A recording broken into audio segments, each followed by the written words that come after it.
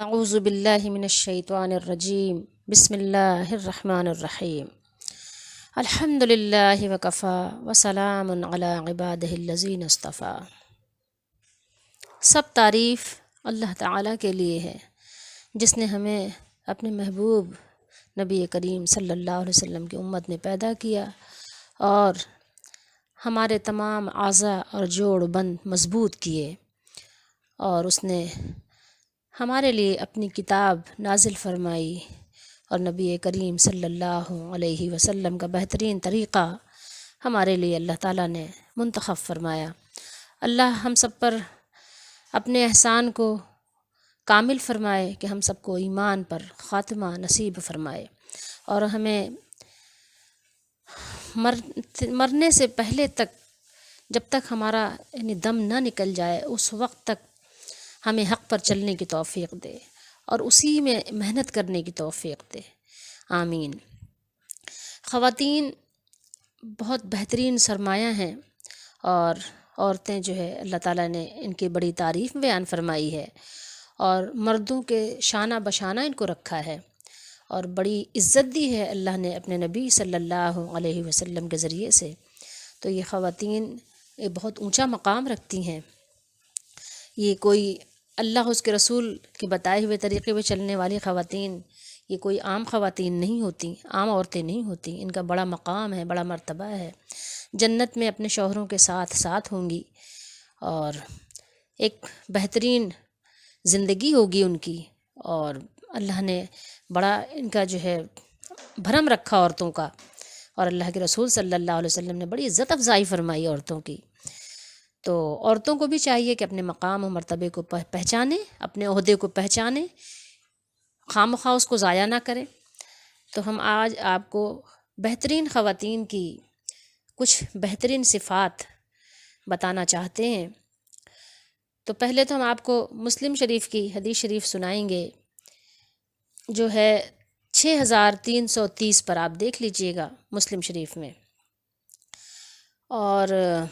اس میں آپ صلی اللہ تعالیٰ علیہ وآلہ وسلم نے ارشاد فرمایا، حضرت ابو ہریرہ رضی اللہ تعالیٰ عنہ فرماتے ہیں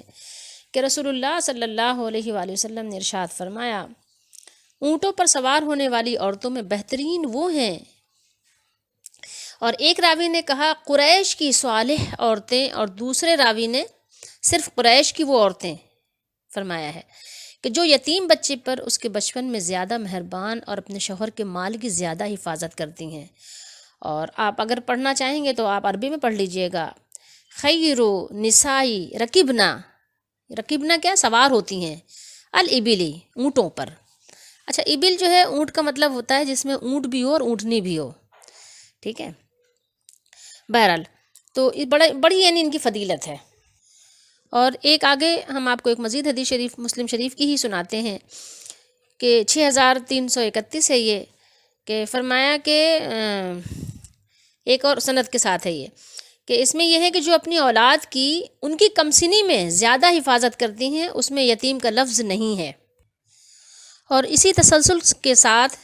تیسری حدیث میں پڑھتی ہوں، ذرا غور کرتے جائیے گا کہ بچوں پر شفقت کرنا، بچوں پر مہربانی کرنا، بچوں کے ساتھ بہترین سلوک کرنا کتنی بڑی نیکی ہے، اور یہ عورتوں کو تو فری میں مل جاتی ہے۔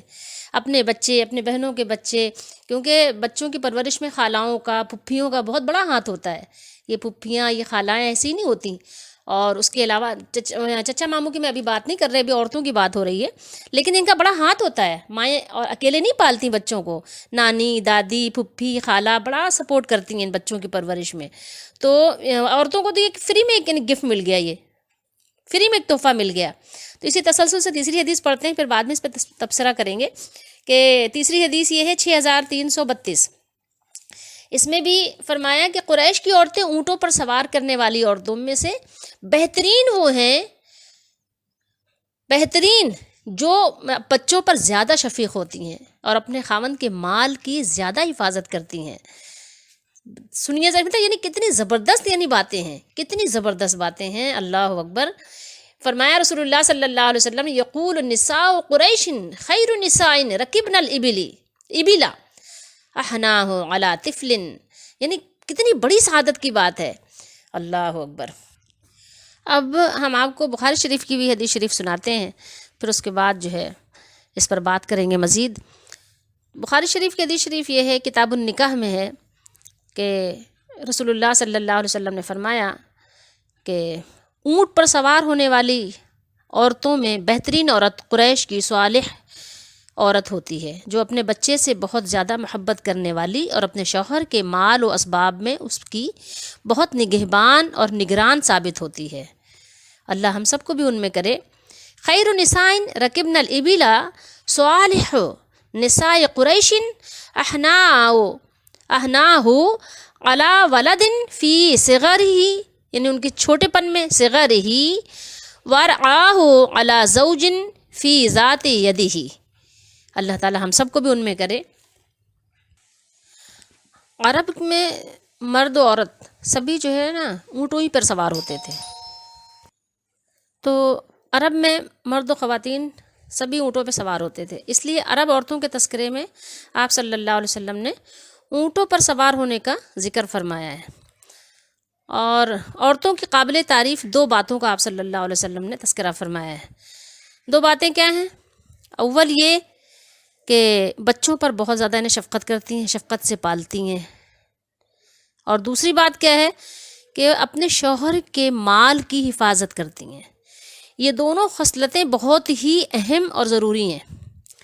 کسی بھی گھر کو بسانے کے لیے، گھر کو چلانے کے لیے عورت کے اندر یہ اگر دو خوبی ہے تو وہ عورت پھر بہت ہی باکمال عورت ہے۔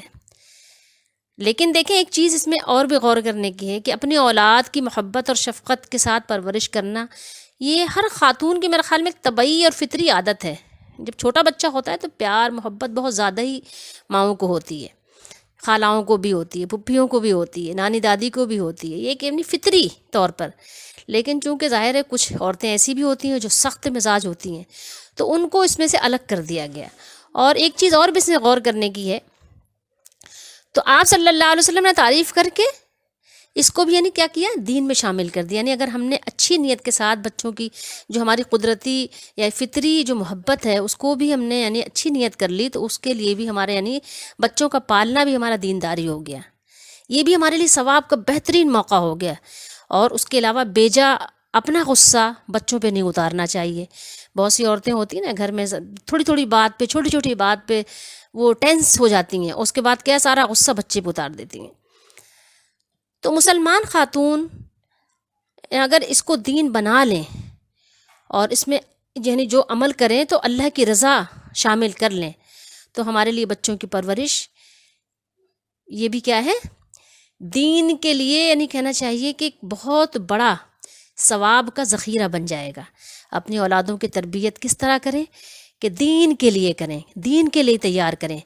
دین کو ترجیح دیں۔ ہماری ہر چیز میں پرائرٹی کیا ہونی چاہیے، دین ہونا چاہیے۔ تو اپنے بچوں کو بھی بچپن سے جب ان کو نرمی اور شفقت محبت ملے گی